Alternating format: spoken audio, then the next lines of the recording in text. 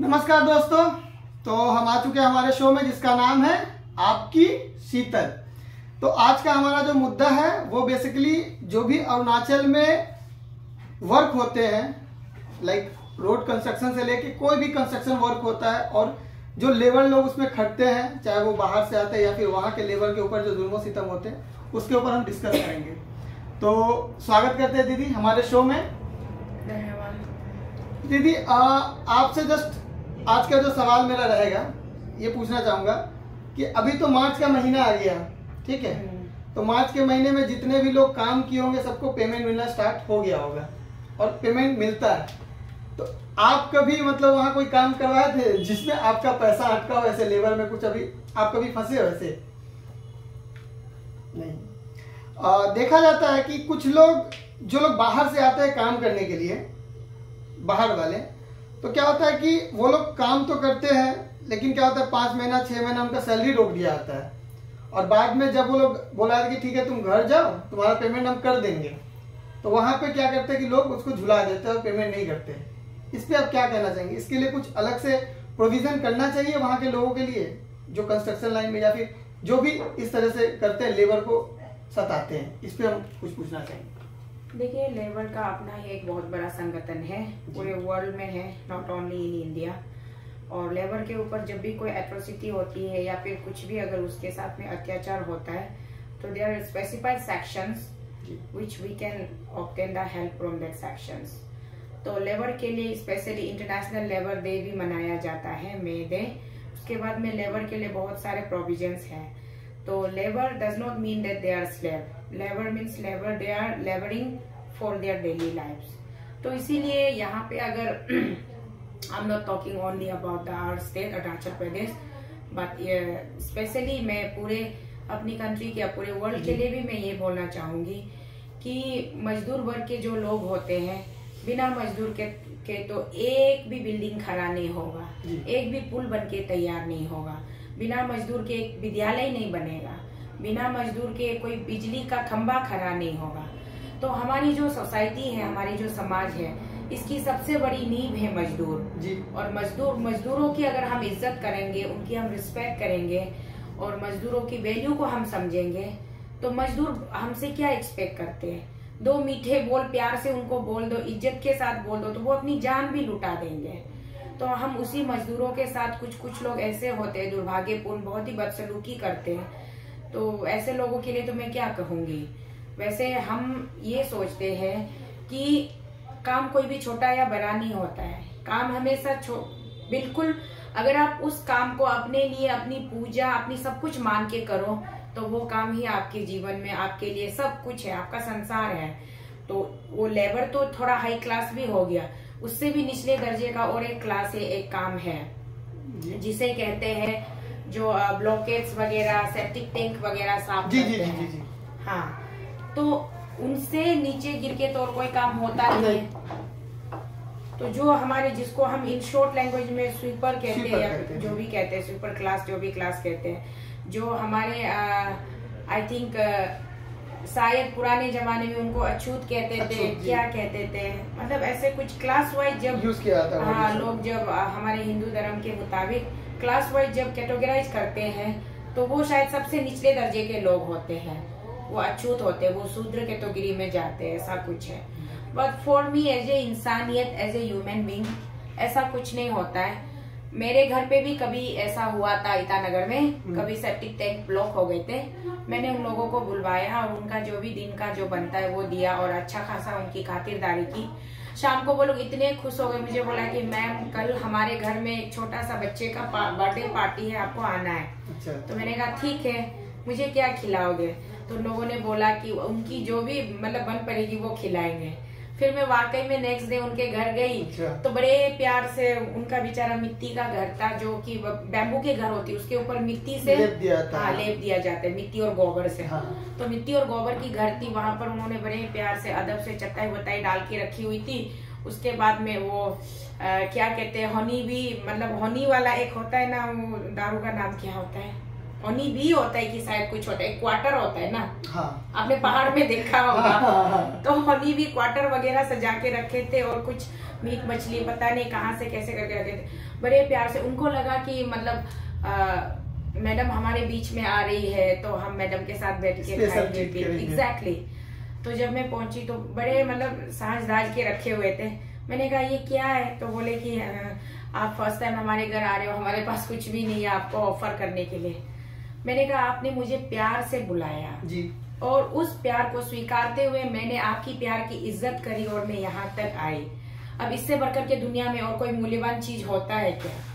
जो इज्जत आप मुझे दे रहे हो, वही इज्जत मैं आपको मल्टीप्लाई करके वापस दे रही हूँ। तो ये होता है। बाकी हम बड़े चाव से वहां बैठे, खाए पिए, साथ में रहे, और कभी भी उन लोगों को भी ये महसूस नहीं हुआ कि उनके बीच में किसी और सोसाइटी से, मतलब लाइक किसी और क्लास से अलग लोग आकर के बैठ गए, या फिर मुझे भी ये महसूस ही नहीं हुआ कि ये लोग सेप्टिक टैंकी वगैरह साफ करते हैं। Kind they are also human being यार, हम लोग एक साथ में मिलजुल के बड़े प्यार से रह सकते हैं। ये मैं अपनी एक्सपीरियंस बता रही हूँ आपके इस प्रोग्राम के माध्यम से। तो जो लेबर क्लास लोग होते हैं, वो सबसे इम्पोर्टेंट बुनियाद होता है। हमारा अर्थ में कितने सर्फेसेस है आपको पता है, 4 लेयर ऑफ द सॉइल है। तो 4 लेयर ऑफ द सॉइल में जो स्ट्रॉन्गेस्ट जो लेयर होता है, वो हमारा इस संसार का वो लेबर क्लास लोग होता है। So I have a huge respect for them, and I do that. And again, I appeal to all my esteemed followers, all my well-wishers, please, please, please do support and respect your labor people. ज्यादातर जैसे कुछ construction का काम होता है, ठीक है, तो उसमें क्या होता है कि क्वालिटी मेंटेन नहीं किया जाता। रीजन क्या होता है, मतलब हम लोग तो जब भी होता है तो सीधे गवर्नमेंट को ही पकड़ते हैं कि आपने ये करवाया वो करवाया, आपके वजह से करप्शन हुआ, जो भी हुआ। तो इसका एक मतलब क्या बोलते हैं, रीजन ये भी होता है कि जो लेबर डिपार्टमेंट के लोग होते हैं, जो सबसे नीचे में जो एक्चुअल काम करते हैं, उन्हें पेमेंट ठीक से नहीं मिलता होगा। जैसे मान लीजिए वहाँ कलवर्ट का काम होता है या फिर ड्रेन का काम होता है, तो वो लेबर को उतना पेमेंट नहीं मिलता जितना उन्हें एक्चुअल में मिलना चाहिए। सो दैट्स व्हाई वो लोग भी शायद इसके चलते वो लोग इसमें करप्शन करते होंगे, सही क्वालिटी नहीं देते होंगे। इस पे क्या कहना है? नहीं, करप्शन लेबर नहीं करते my dear, you are in wrong track. वही मुझे पूछना है। करप्शन लेबर नहीं करते, करप्शन ऑनर करते हैं। अच्छा। और ऑनर क्यों करते हैं? अगर आप क्वालिटी का काम बनाओगे जी, आप सर्विस क्वालिटी का दोगे, तो आपका खर्चा जा रहा है ना जी, तो खर्चा आप कैसे बचाओगे? खर्चा बचाने के लिए तो आपको क्वालिटी के साथ कॉम्प्रोमाइज करना पड़ेगा। हाँ। और उसी काम को, टेंडर को हासिल करने के लिए बेचारे ने कितना मेहनत किया है, कितने पापड़ बेले हैं, मंत्री के लेवल से लेकर के फिर डिपार्टमेंट में जा करके डिपार्टमेंट का परसेंटेज दे दो, मंत्री का परसेंटेज दे दो, और राज्य के मुख्यमंत्री का परसेंटेज दे दो, और आलना फालना। उसके बाद में फिर आ जाते हैं सो कॉल यूनियंस, ऑर्गेनाइजेशंस कि मुझे ये चाहिए वो चाहिए, चंदा मांगने वाले। सबको सटकाने के बाद में उनका जो भी बचता है, तो फिर उनको काम खत्म करना है। अब वो काम अगर क्वालिटी बेस में करेंगे, तो इसीलिए कभी कभी अपने स्टाफ के सैलरी में भी कटौती होती है, और स्टाफ के सैलरी के साथ भी वो लोग कॉम्प्रोमाइज करते हैं। In fact actually they are in already loss stage. वो लोग मतलब फायदे में नहीं है, नुकसान में है, फिर भी वो ये दिखाते हैं कि हम बहुत अच्छा से काम कर रहे हैं। अभी ईटानगर का कितना वीडियो आपने देखा होगा सोशल मीडिया पे, not exactly location wise Itanagar, entire Arunachal के बीच में कहीं से भी कोई भी डिस्ट्रिक्ट कोई भी लोकेशन से आपने देखा होगा कि जो टार्पोलिंग करके रखा है, वहां पे थोड़ा सा एक हल्का सा भी अगर एक सुई मापी एक लाठी अगर आप उस पे थोड़ा सा हिला दो, तो वो ऐसे ऐसे मतलब जैसे कि रोटी की तरह उखड़ उखड़ के आ रहे हैं। तो ये क्या, अगर इस पे हम लोग क्वालिटी काम करेंगे, तो उनका तो पैसा तो बर्बाद होना ही जा रहा है, खत्म हो रहा है, नुकसान हो रहा है। तो क्वालिटी सर्विस दिया है बोल के भी कोई उनको अप्रिसिएशन तो देने वाला नहीं है। तो ये माइंडसेट ऑलरेडी पहले से होता है कि खिलाओ पिलाओ कुछ भी करो, बस काम निकालो, उसके बाद में काम को जैसे तैसे ऊपर से पॉलिशिंग कर दो, दिखावा कर दो कि लो हमने किया काम, ये हमारा कंस्ट्रक्शन कंपनी है, ये हमारा फार्म है, हम बहुत बढ़िया कर रहे हैं, बहुत अच्छा कर रहे हैं, तो हमको अवार्ड मिलना चाहिए, काइंड ऑफ दैट थिंग होता है। तो तो शायद मुझे लगता है अरुणाचल प्रदेश में बहुत सारे कंपनीज ब्लैकलिस्ट भी हो चुके होंगे, और कुछ कुछ कंपनियों को प्रशासन में रहने वाले लोगों ने जानबूझ के ब्लैकलिस्ट भी करवाया। उनको काम दिया, उसके बाद में काम को बहुत शॉर्ट नोटिस दिया कि with in this and that notice आपको ये काम कंप्लीट करना है, अगर आप नहीं कर पाए तो आपका कंपनी ब्लैकलिस्ट हो जाए। ऐसे करके टीके इंजीनियरिंग आपने सुना होगा, टीके इंजीनियरिंग, हाँ, टीके इंजीनियरिंग का तो एक अपना प्रोफाइल था, not only Arunachal based, not only north eastern based, it was international based. वो इंडिया के बाउंड्रीज में भी काम कर रहे थे। असम में कितने करोड़ों का उन्होंने टेंडर निकाला, और भी कई राज्यों में निकाला। उसके बाद में क्या हुआ, अपने ही प्रदेश में टीके इंजीनियरिंग को इतना अपाहिज बना दिया कि टीके इंजीनियरिंग को ब्लैकलिस्ट करने की कोशिश की गई। तो ये यहाँ पर भी हर एक चीज में राजनीति होती है, कंपटीशन होती है, राजनीति होती है। तो इसीलिए आप ज्यादा कंस्ट्रक्शन कंपनीज के ऊपर में आप ये करके फूस करके मुझसे सवाल कर रहे हो, तो इसीलिए मुझे ये सब बोलना पड़ा। और दूसरी बात ये है कि अरुणाचल प्रदेश में कंस्ट्रक्शन कंपनीज किसके हैं, आप जरा मुझे बताइए। टीके इंजीनियरिंग के ऑनर भी वो खुद एक अभी तो खैर उन्होंने ये कर दिया, आई थिंक BRS ले लिया, वॉलंटियर रिटायरमेंट ले लिया, वो खुद भी एक इंजीनियर थे। जी हाँ। और जितने भी कंस्ट्रक्शन कंपनीज के मालिक हैं ऑलमोस्ट दे आर इंजीनियर्स, या तो वो सुपरिंटेंडेंट ऑफ इंजीनियर होंगे, या वो चीफ इंजीनियर होंगे, या वो एग्जीक्यूटिव इंजीनियर होंगे। एटलीस्ट एग्जीक्यूटिव के लेवल से तो लेकर के स्टार्ट हो जाते हैं। उसके बाद बच्चे कुछ जो कंपनी से बड़े बड़े कंपनीज हैं, वो हमारे माननीय मुख्यमंत्री जी के धर्मपत्नी जी के नाम पर 10-10, 11-11 फार्म रजिस्टर्ड है। उसके बाद में फिर उनके भाई, उनके चाची, उनके बहू, उनके मदर, उनके स्टेप मदर। तो ऐसे करके तो अरुणाचल में पॉलिटिशियन चेयर पे बैठे हैं, पॉलिटिक्स कर रहा है, रूल कर रहा है, उसकी घर वाले, परिवार वाले कंपनी चला रहे हैं, कंस्ट्रक्शन कर रहे हैं, और क्वालिटी के साथ में टोटल कॉम्प्रोमाइज किया जा रहा है। भारत की सरकार कहते हैं कि हमने अभी हाल फिलहाल ही में आपने देखा होगा, हमारे माननीय मंत्री महोदय लॉ एंड न्याय विभाग के मंत्री महोदय ने बोला था कि हमने अरुणाचल को 40,000 करोड़ का काम दिलवाया, 40,000 करोड़ का काम दिलवा। तो मैंने इसीलिए मैंने पूछा कि जीजा 40,000 करोड़ का काम तो आपने दिलवाया, लेकिन अब वो पूरा 40,000 काम में लगेगा कि नहीं लगेगा, इस पे मुझे डाउट है। क्योंकि वो 40,000 करोड़, नो 40 करोड़, 40,000 करोड़ का काम, उसमें कितना करोड़ खर्चा होगा और कितना करोड़ किसके जेब में जाएंगे और किसके तिजोरी में जाएंगे, उसका हिसाब कौन करेगा। इसलिए, और ये मोदी जी पता नहीं क्या चाहते हैं, मुझे समझ में नहीं आता है। मैं पिछले 6 महीने से गला सूखने तक यहाँ उनके घर के बाहर, उनके द्वार में द्वारपाल बनकर बैठी हुई हूँ कि CBI और ED भेज दो, अरुणाचल में भेज दो, उसके बाद में आपको जो भी प्रोजेक्ट्स देने दीजिए, जो भी काम करना है कीजिए, स्ट्रिक्ट मॉनिटरिंग कीजिए। मोदी जी के कान में जू तक रेंगता नहीं है। उसके बाद में हमारे मुख्यमंत्री जी, आज आपने, आई थिंक आपने देखा कि नहीं, मुख्यमंत्री जी ने अपने ऑफिशियल पेज से एक पोस्ट किया। अच्छा। उस पे वो कुछ सड़कों का वीडियो दिखा रहे थे। जी हाँ, जी हाँ। सड़कों का वीडियो दिखा रहे थे, और कैप्शन पे उसने लिखा कि देखते जाओ, मैं अरुणाचल का नक्शा बदल दूंगा। अच्छा। तो मेरे भाई, नक्शा बदलने का काम आज ही आपको क्यों याद आया? आप तो 2000 कितने अभी 6, I think it's more than 6-7 years running you are as a chief minister. Okay. तो 60 साल हो गए, 60 साल रनिंग हो रहा है, मतलब 6 साल खत्म हो गया, 7 साल रनिंग हो रहा है। तो उससे पहले आपको याद नहीं आया नक्शा बदलने का? तो जल्दी से जल्दी, खैर कोई बात नहीं, आप जल्दी से जल्दी नक्शा बदलिए, हम तो यही चाहते हैं। वैसे मुझे बहुत खुशी हो रही है कि मैं बिना सैलरी का, मैं टीचर बन के यहाँ दिल्ली में बैठी हूँ, और आपको मैं जितनी हिदायतें दे रही हूँ आप उस पर अमल कर रहे हो और अच्छा काम कर रहे हो। हर जिले में जा रहे हो, गाँव में घूम रहे हो, जंगल में घूम रहे हो।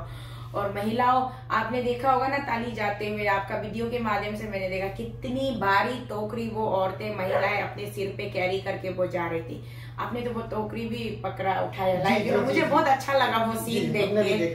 आई फेल्ट सो गुड कि वाओ, व्हाट इज दिस यार। पहली बार मेरे आंखों में भी एक अलग सी एक ग्लिटरिंग हुई कि हमारे CM साहब बहुत बढ़िया कर रहे हैं। तो आप करते रहिए, आगे बढ़ते रहिए, और जितने पाप करके रखे हुए पापों को भी थोड़ा सा अगर आप हल्का करने की कोशिश करेंगे मेरे बच्चे, तो फिर आपको तो कौन रोक सकेगा? कोई नहीं रोक पाएगा।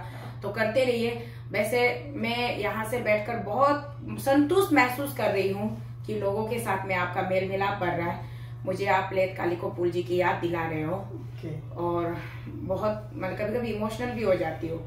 लेकिन बात ये नहीं थी, मुद्दा कहाँ से कहाँ मैं ऐसे ही वो बोलने बैठती हूँ तो बात इधर से उधर ले जाती हूँ। तो बात थी कि कंस्ट्रक्शन कंपनीज की।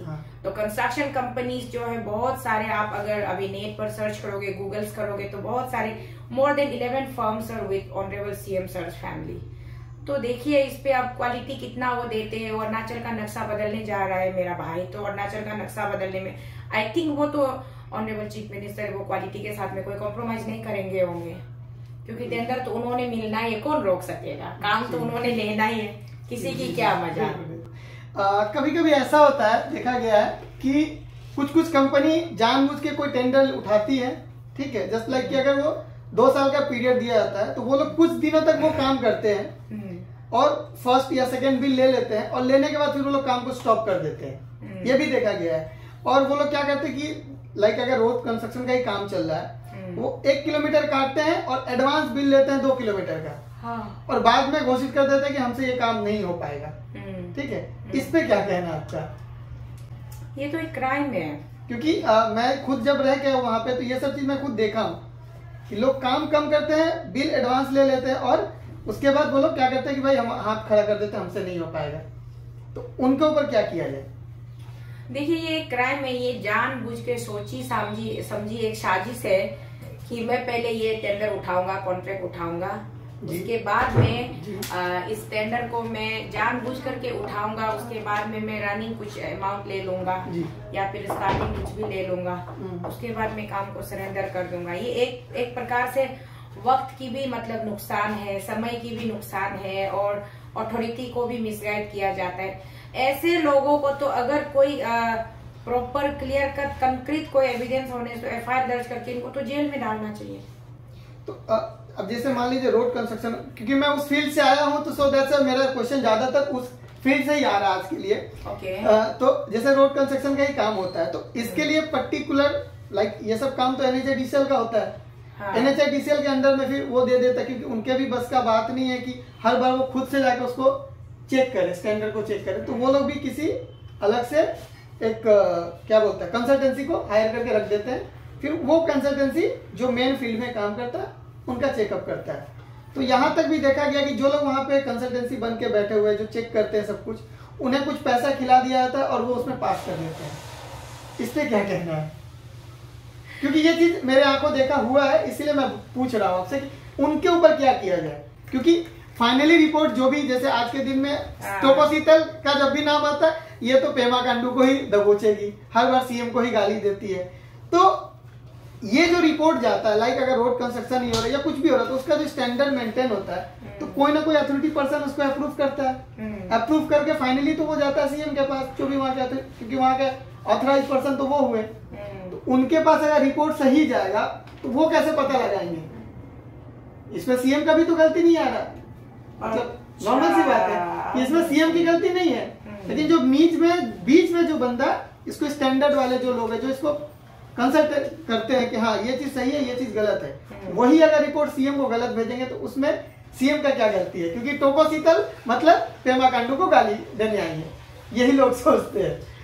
यार सबसे पहले तो मैं क्लियर कर दूं, अभी कुछ हफ्तों से तो मैं उनको गाली नहीं बल्कि मैं उनकी पूजा कर रही हूँ भाई। मैं उनको हाथ जोड़ के मत्था टेक के उनसे विनती कर रही हूँ कि मेरे भाई ये समस्या का समाधान कर दो जी।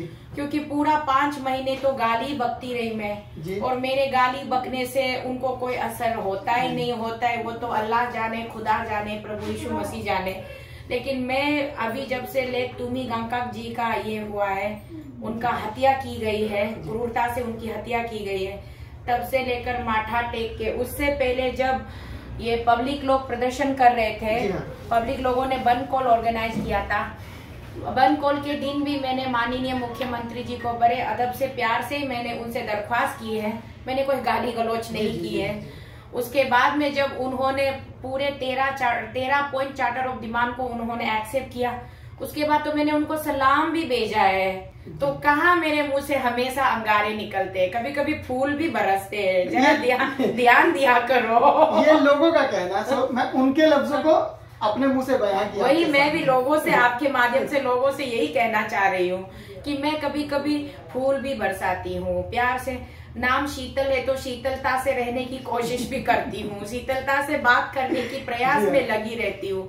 और अल्टीमेटली मैं क्या चाहती हूँ, अल्टीमेटली यही चाहती हूँ कि राज्य का विकास हो, राज्य का भला हो, लोगों के हित के लिए सरकार काम करे और लोग भी जागरूक हो जाए, लोग जागरूक हो जाए और लोग भी बिल्कुल, जैसे हम सरकार को हमेशा हम तंज कसते रहते हैं, सरकार की हम हमेशा आलोचना करते रहते हैं, तो लोगों की भी अपनी जिम्मेदारी होती है, उनका भी अपना एक कर्तव्य होता है कि वो भी एक अच्छी, एक बहुत ही मतलब सिंसियर सिटीजन बन के वो दिखाए, ताकि सरकार को भी उनके ऊपर बहाना करने का, उंगली उठाने का मौका ना मिले। तो इन्हीं लोगों से मैं दरख्वास्त कर रही हूँ, गुजारिश कर रही हूँ कि हम पहले खुद को तीख करते हैं, उसके बाद सरकार अगर गलत होता है तो फिर हम सरकार पर प्रहार करेंगे। हम पहले खुद तीख नहीं होते तो सरकार पर यूं आंख मूंद के प्रहार करने का भी कोई मतलब नहीं बनता है। और जो बात अभी आपने मुझे पूछा, जो भी वहां पर इंस्पेक्शन टीम आते हैं, चाहे वो NHIDCL का हो या फिर उनके द्वारा हायर किया हुआ, हाँ, या फिर मोर्च से आए, कहीं से भी, यहाँ से दिल्ली से सेंट्रल टीम जाते हैं, मॉनिटरिंग के लिए जाते हैं, रिपोर्ट के लिए जाते हैं। तो जो रिपोर्ट लेने जाते हैं, भैया आप लोग रिपोर्ट ही लीजिएगा ना, काहे को रिपोर्ट के बदले में बंडल बंडल लेते हो आप लोग, बंडल बंडल आप लोग प्रसाद लेते हो, उसके बाद में आप रिपोर्ट में वही लिखते हो जो वो लिखवाना चाहते हैं जी। अब इसमें मुख्यमंत्री जी का भी क्या कसूर है, और जो भी डिपार्टमेंट कंसर्न के जो भी HOD से उनका भी क्या कसूर है। गड़बड़ी तो ये बीच वाले ही करते हैं ना। अभी आपने हमारा पेपर पियास्को में देखा, और एक इंटरेस्टिंग बात आपने सुना, ताली हमारा एक कंस्टिट्यूएंसी है, ताली कॉन्स्टिट्यूएंसी में हमारे माननीय मुख्यमंत्री जी गए थे चीफ गेस्ट बनकर। वहां पे उनकी भाषण की बड़ी प्रशंसा हुई, बहुत अच्छा भाषण रहा। तो उस भाषण में वो बोल रहे थे कि ये पेपर लीक इशू नहीं है जी। ये क्या इशू है? पेपर सोल्ड हुआ है। हाँ, पेपर सेलिंग इशू है, पेपर सोल्ड हुआ है। वाह, मैं तो देखते ही देखते रह गई कि यार इसकी ग्रामर में इतनी इम्प्रूवमेंट आ गई है। ये फर्स्ट टाइम सही बात बोल रहे, पिछले 6 महीने में कभी नहीं बोला, आज दिल खोल के पूरा बोल्डनेस के साथ, एक करेज के साथ बोला कि पेपर सेलिंग इशू है, पेपर लीक इशू नहीं है। You are absolutely very much right on your grammar. आपका प्रिपोजिशंस बहुत सही है सीएम सर, मैं आपसे कह रही हूँ, क्योंकि हम लोग इतने महीने से पेपर लीक कह रहे थे ना। Actually that was wrong, it was not paper leak issue, this is a paper selling issue. जिस चीज को हम बोलने के लिए मतलब हम कंफ्यूज हो रहे थे, हमको वो एग्जैक्ट प्रिपोजिशंस नहीं मिल रहे थे, उसको आपने करेक्ट कर दिया। वाह, तुसी ग्रेट हो, I am so happy to know that कि आप कितने ऑनेस्ट हो। आप खुद ही अपने मुंह से बता रहे हो कि ये पेपर सेलिंग का इशू है, this is not exactly leak issue. Leak और सेलिंग में बहुत फर्क होता है। लीक मतलब अचानक से गलती से निकल जाना, और सेलिंग मतलब नोइंगफुली, इंटेंशनली, पूरे प्री प्लान के साथ में आप उसको बेचना, खरीदना। Thank you CM sir, God bless you, बहुत अच्छे हो, बहुत आगे जाओगे। मुझे बहुत खुशी हुई है सुन करके।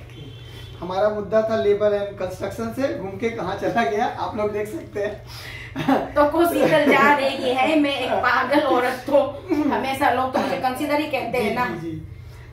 लास्ट क्वेश्चन एंड करूंगा मैं कि जो लोग गरीब लोग, वहाँ के तबके के लोग, जो भी ट्राइबल्स लोगों की मैं बात कर रहा हूँ, वहाँ के लोग क्या करते हैं, जब भी कोई कंस्ट्रक्शन काम होता है तो वो लोग भी सोचते हैं कि भाई चलो कुछ काम कर लेते हैं, लेट्स से कि कोई कलवर्ट, 2-3 कलवर्ट बनवा लेते हैं या फिर कुछ ड्रेन बनवा लेते हैं, तो इससे हमारा भी कुछ प्रॉफिट निकल के आ जाएगा, ये होता है। तो करने के बाद वो लोग के पास तो नॉर्मल सा बात है, जब कोई कंस्ट्रक्शन करेंगे तो पैसा तो लगेगा ही। तो वो गरीब लोग क्या करते हैं कि वो पैसे की चाहत में, थोड़ा लालच में क्या करते हैं, अपनी वाइफ की या फिर माँ बहन की जो ऑर्नामेंट्स जैसे होते हैं वो लोग गिरवी रख के काम करवाते हैं।